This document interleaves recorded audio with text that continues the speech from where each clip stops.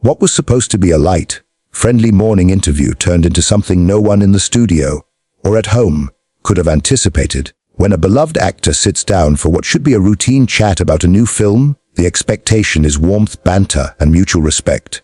No one tunes in expecting hostility. Yet within just 34 seconds, one of television's most familiar presenters managed to unravel her carefully polished image, revealing an arrogance so stark it stunned everyone watching. Hugh Grant walked into the brightly lit studio that morning exactly as audiences expected him to, relaxed, polite, wearing that slightly awkward smile that has endeared him to viewers for decades. He wasn't there to provoke controversy or stir drama. He was there to do his job, promote a film, exchange a few pleasantries, and move on with his day.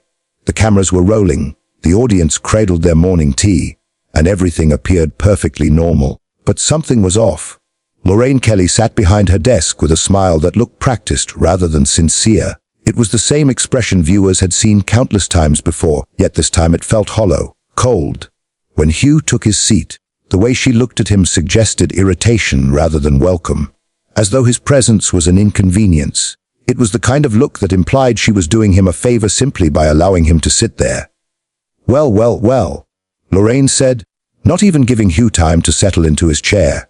"Look who finally decided to grace us with his presence." The words landed heavily in the studio.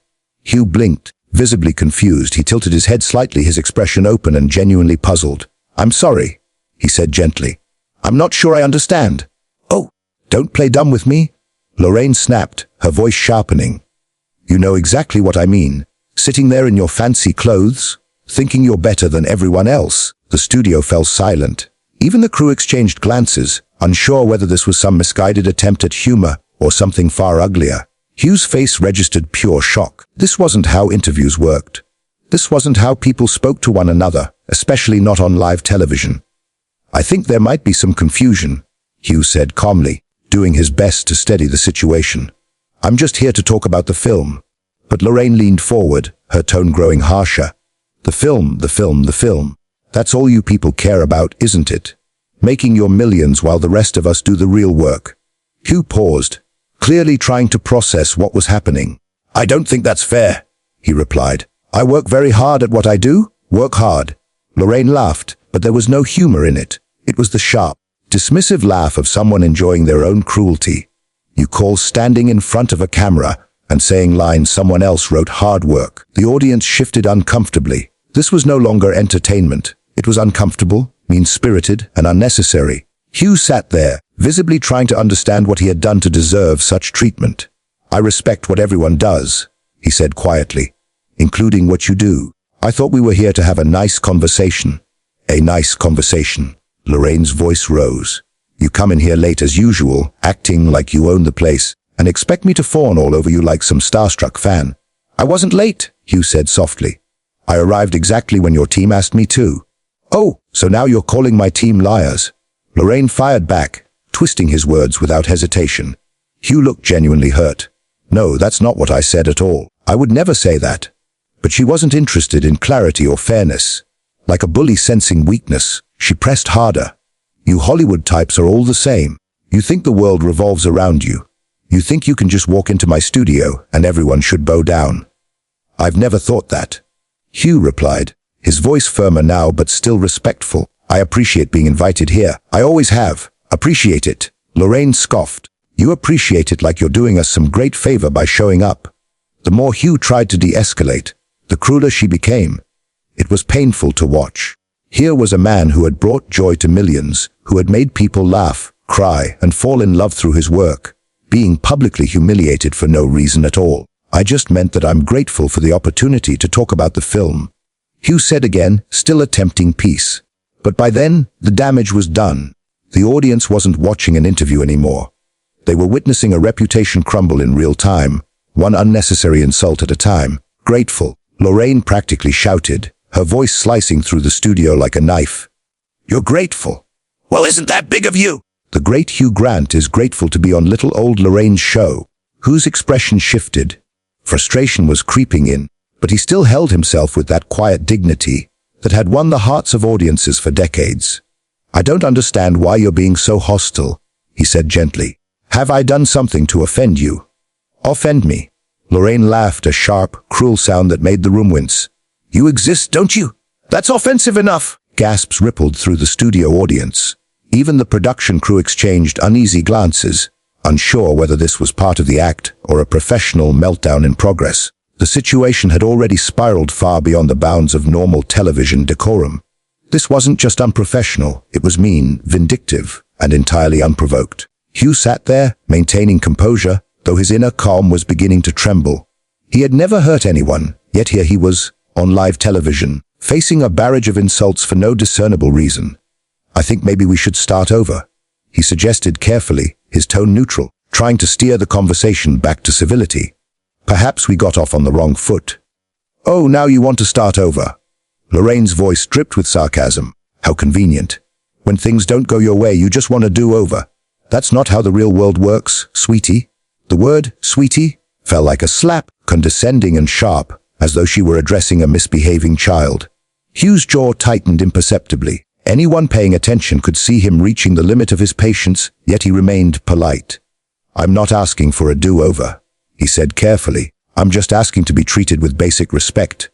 "Respect?" Lorraine nearly screamed, her face flushed with irritation. "You want respect? What have you done to earn my respect? Made some movies, please. Any monkey can read lines off a script." Her words hit Hugh like a physical blow. He froze, the kind of stillness that comes just before a storm erupts. He had been patient. He had smiled, he had laughed, he had tried to navigate her hostility with grace. But calling him a monkey, that crossed a line that no human should ever cross. "I beg your pardon," Hugh said quietly, but beneath the calm there was steel. His voice remained measured, but every word carried a quiet authority that made the tension in the room thrum.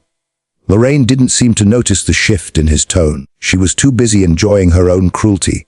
"You heard me. Any trained monkey could do what you do. Stand here, say this line.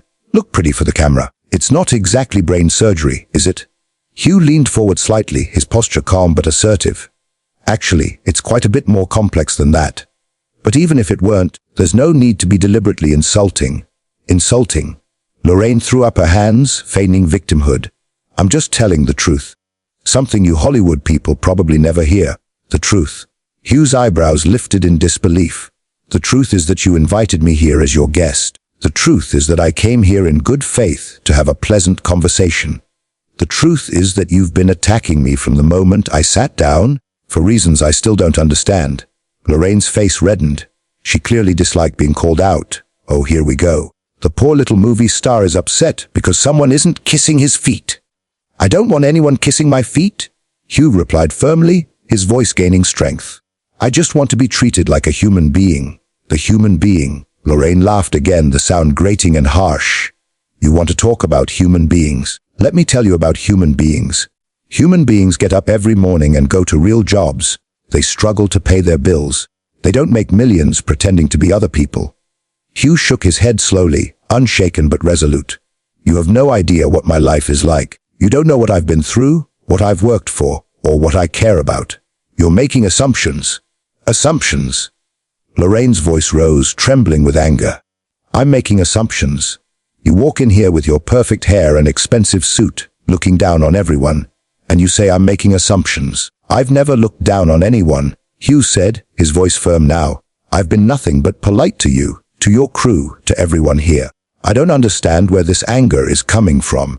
The audience was now completely silent. The room was thick with tension, every eye fixed on the two of them, unsure how far this would escalate. Some fidgeted with their phones, perhaps debating whether to alert someone. Others simply stared, captivated and horrified by what they were witnessing. "Polite." Lorraine spat the word as if it were a curse. "You call this polite?" Hugh took a deep breath, holding on to the calm he had maintained throughout, though it was now under immense strain. He was no longer just a guest. He had become a man demanding dignity in the face of unprovoked cruelty, refusing to stoop to bitterness despite every provocation. "I'm sitting here trying to have a conversation," Hugh said, his voice steady, but edged with quiet frustration. "That's literally all I'm doing." "Oh, please." Lorraine rolled her eyes dramatically, the gesture exaggerated, almost theatrical. "Don't act like you're some innocent victim. You people are all the same. You think because you're famous, because people know your name, that makes you special." Hugh remained silent for a moment, and in that pause, The weight of the words hung heavy in the studio. The audience leaned forward, sensing the growing tension. When he spoke again, his tone was calm but firm, measured yet unwavering. Being known doesn't make anyone special, he said carefully, but it also doesn't make them less than human. It doesn't give anyone the right to treat them badly. Treat them badly. Lorraine's voice rose, reaching a new level of indignation. I'm treating you badly. You should be grateful. I'm even talking to you. Grateful. Hugh's voice finally carried a hint of real anger. The kind that comes after prolonged patience is pushed to its limit. Grateful for being insulted. Grateful for being called names. Grateful for being treated with complete disrespect on live television. You don't know what disrespect is? Lorraine shot back. Disrespect is thinking you're too good to answer simple questions. Disrespect is acting like being here is beneath you. I never said being here was beneath me, Hugh replied, his calm beginning to crack under the weight of her accusations. I never even thought it. You're putting words in my mouth that I never said and thoughts in my head that I never had. Oh, so now I'm a liar too. Lorraine snapped, her face flushing red. You're twisting everything I say, Hugh said, trying to maintain composure, though his voice betrayed the tension he had been holding in. Every single thing. I can't say anything without you turning it into something negative. Maybe because everything about you is negative. Lorraine snarled. Her words cut through the room. The cameramen exchanged glances, unsure whether to keep filming. Production assistants whispered urgently to each other. This wasn't entertainment anymore. It was a live, unfolding disaster, and the audience felt every inch of it. Yet Lorraine seemed oblivious, convinced she was winning some kind of moral battle. What did I do to you? Hugh asked, his voice cracking slightly for the first time. Seriously, what did I do to deserve this? Did I hurt you somehow? Say something in the past, because I genuinely don't understand. Lorraine paused for just a second. For a fleeting moment, it seemed she might reflect on her behavior, might recognize the cruelty in her actions. But that moment evaporated instantly, replaced by a hardened expression, the familiar glare returning. You didn't have to do anything specific, she said coldly. You represent everything that's wrong with this world. The inequality, the privilege, the unfairness of it all. I represent that? Hugh asked, genuinely confused. How? By working in films. By thinking you're better than regular people, she replied, each word dripping with accusation.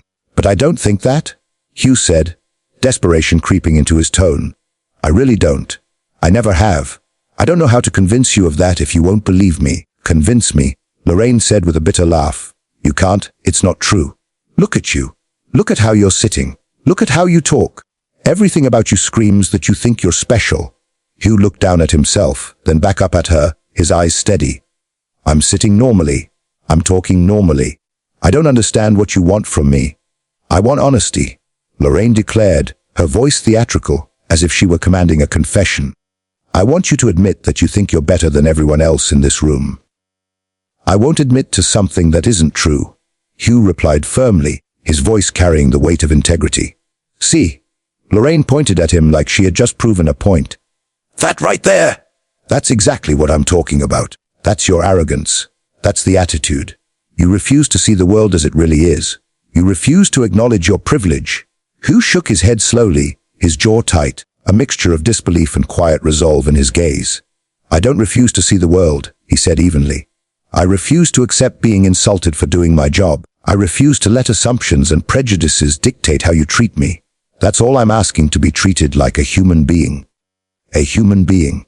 Lorraine's laughter rang out, cruel and hollow. You want to talk about human beings? Human beings get up every day and go to real jobs. They struggle. They don't make millions pretending to be someone else. You have no idea what my life is like, Hugh said slowly, firmly, but without losing composure. You don't know what I've been through, what I've worked for, or what I care about. You're making assumptions without any basis. Lorraine's voice rose, the pitch almost shrill. Assumptions. I'm making assumptions. You walk in here with your perfect hair and your expensive suit, looking down on everyone, and you accuse me of assumptions. I've never looked down on anyone, Hugh said, his voice strong, unyielding. I've been nothing but polite to you, to your crew, to everyone here. I don't understand where this anger is coming from. The studio fell silent. Every eye was fixed on them. Some guests fiddled with their phones, unsure if intervention was needed. Others stared, captivated and horrified by the confrontation. Hugh's patience had been tested to its limit, Yet he remained calm, steady, and dignified, a stark contrast to the unprovoked venom being hurled at him. Lorraine spat the word as if it tasted foul. "You call this polite?" Hugh met her gaze unwavering, the kind of quiet strength that commands attention without raising a voice. "Yes," he said simply. "I call it polite. And I call it necessary." There it was, the arrogance, the superiority, the complete dismissal of reason. Hugh Grant stared at her in absolute disbelief, unable to comprehend the venom being hurled his way. "Refusing to lie about myself is arrogance." Lorraine snapped back, her voice climbing higher with each word. "Everything you do is arrogance. The way you breathe is arrogant. The way you exist is arrogant." At that moment, something in Hugh shifted. After hours of smiles, patience, and measured politeness, he had finally reached the limit of his tolerance. The faint spark of frustration that had been simmering beneath the surface flared into something undeniable. His eyes hardened, his jaw set. He had tried being understanding, tried being reasonable, tried maintaining composure in the face of unprovoked hostility. But enough was enough. "This is absolutely ridiculous," he said, his voice clear and strong, cutting through the tension that hung thickly in the studio. "I've done nothing to deserve this treatment. Nothing at all." "Oh, here we go," Lorraine said with a dramatic roll of her eyes and a dismissive gesture. "The victim act. Poor little Hugh Grant is being picked on." "It's not an act," Hugh said, rising slowly from his chair. His movements were deliberate, controlled, and full of quiet authority. "It's reality. You have been attacking me personally from the moment I walked in here, and I'm done pretending that's acceptable." The studio went utterly silent. Cameras paused for barely perceptible moments, crew members froze, and the audience could almost feel the shift in energy. Hugh Grant, the man who had brought laughter, romance, and charm to millions, was standing up, not just physically, but morally, declaring his boundaries against unwarranted cruelty. This was no longer an uncomfortable interview. This was the brink of television history. "Sit back down," Lorraine commanded, her voice dripping with condescension, as though addressing a misbehaving child. "We're not finished here." Hugh looked at her with what might have been pity. "Actually, we are finished," he said quietly, yet firmly. "We were finished the moment you decided to be cruel instead of professional." "Cruel?"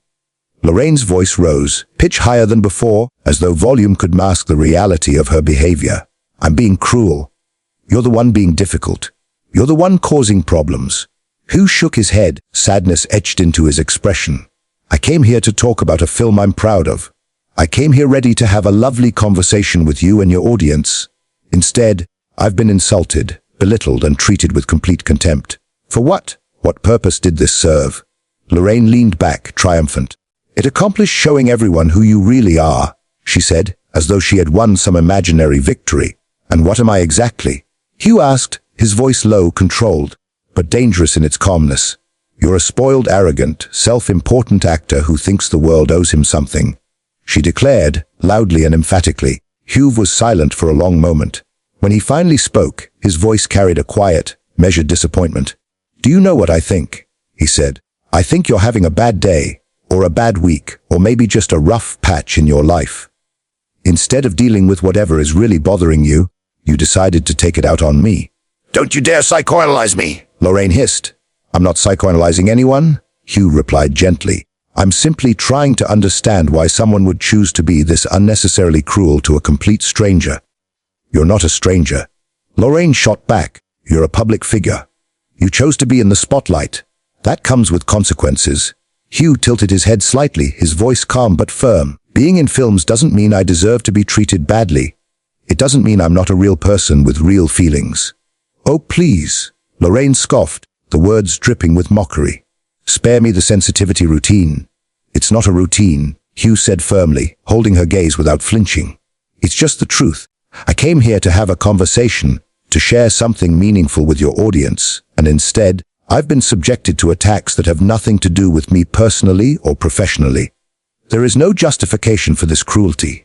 None at all." The tension in the studio was palpable. Crew members exchanged uneasy glances, unsure whether to intervene. The audience sat frozen, captivated by the unfolding clash, witnessing a rare, unfiltered confrontation between celebrity and presenter. Every word, every pause, every glance carried weight.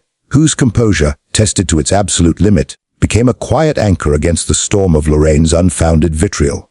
"You don't have the right to treat someone like this," he continued, his voice strong, steady, resonating across the silent room. Fame does not grant permission to humiliate.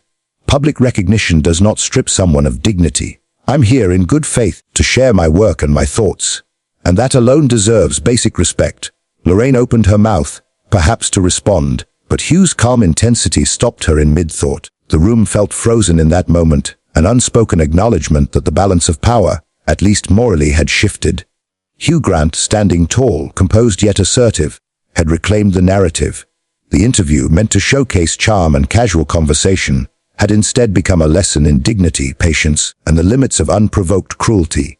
"I'm a human being just like you," Hugh said, his voice calm but firm. "Just like everyone watching this. I make mistakes. I have bad days. I struggle with things. But I try to treat people with kindness and respect." Lorraine's lips curled into a sarcastic smile. "How noble of you," she said, her tone dripping with mockery. "It's not noble," Hugh replied evenly. "It's basic human decency. It's how we should all treat each other." Her frustration was palpable, her composure starting to crack. She had expected him to respond differently, angrily, defensively, combatively. She wanted him to lash out, to validate her narrative of him as arrogant and ungrateful. But instead, Hugh remained calm, reasonable, and measured, and that only made her aggression look worse. "You think you're so much better than me, don't you?" she accused, leaning forward, her eyes sharp. "No," Hugh said simply, his voice steady. "I really don't. But I do think I'm being treated unfairly, and I'm not going to sit here and take it anymore." "Then leave." Lorraine shot back, her voice laced with challenge. "If you can't handle a little honest conversation, just leave." "This isn't honest conversation," Hugh said, his tone firm, resolute. "This is meanness for the sake of meanness. And you're right, I am going to leave." He started walking toward the edge of the set, and murmurs rippled through the audience. Some whispered, "Good for him," while others were simply stunned, eyes wide, witnessing an unprecedented scene unfold on live television. "That's right. Walk away," Lorraine called after him, her voice desperate, almost pleading. "Now prove my point! Show everyone how you really react when you don't get your way!" Hugh stopped mid-step and turned slowly to face her one last time. His gaze was steady, his posture composed. "The only thing I'm proving," he said, voice quiet but strong, "is that I won't let myself be bullied. Not by you, not by anyone. I've spent my entire career trying to bring a little joy into the world through the work I do. I don't deserve to be treated like this, and neither does anyone else." "Bullied." Lorraine's voice reached a shrill pitch. "You think this is bullying? This is journalism. This is asking the hard questions." "What hard questions?" Hugh asked, raising an eyebrow, incredulous. "You haven't asked me anything about the film, about my work, about anything meaningful at all. You've just been attacking me personally from the moment I sat down, because that's who you really are." Lorraine insisted, leaning in as though revealing some great truth. "No," Hugh said quietly, his voice steady, yet carrying the weight of disappointment. "That's who you've decided I am, without knowing anything about me. You've created this image in your head of what you think I'm like, and you're attacking that image instead of talking to the actual person standing in front of you." The cameras kept rolling, capturing every word, every expression, every flicker of emotion. The audience sat frozen, captivated and horrified, recognizing the gravity of what was happening. This was television history, one of those rare, uncomfortable moments that people would talk about for years, and not for the reasons Lorraine might have hoped. "I know exactly what you're like," Lorraine declared, trying to regain control. "Do you?" Hugh asked softly, but with quiet intensity. "Do you know that I volunteer at a children's charity? That I visit hospitals when no cameras are around? That I've donated millions to causes I care about without ever publicizing it? Do you know that I call my mother every Sunday? Do you know anything real about me at all?" Lorraine faltered for the briefest moment. She didn't know any of that. But instead of acknowledging it, she doubled down. "Anyone can donate money when they have millions," she said defensively. "That's true," Hugh nodded, unwavering, "but not everyone does. And that doesn't change the fact that you've spent the last 15 minutes being needlessly cruel to someone you don't actually know. You've attacked an image, not a person, and that's the real issue." With that, he turned and walked off the set. Each step was deliberate, calm, and dignified. Hugh Grant, one of the most beloved actors in the world, had left behind the most hostile interview in television history, not with a shout, not with anger, but with integrity and quiet strength. Lorraine Kelly remained at her desk, alone, her earlier bravado evaporating. The cameras lingered on her, capturing the moment of her defeat. The public realization that her attempt to humiliate a respected figure had spectacularly backfired. The audience didn't know whether to clap or cry. They were witnesses to an unusual kind of victory, one not measured by ratings or viral clips, but by dignity, courage, and the refusal to submit to baseless cruelty. The lesson was clear: no amount of aggression or provocation could diminish the humanity of someone who refused to compromise it. Hugh had walked away, leaving not only the set but also a lasting impression of character, kindness, and the quiet power of standing up for oneself. Lorraine's attempt to tear him down had only revealed her own limitations, leaving a lesson in humility for everyone watching.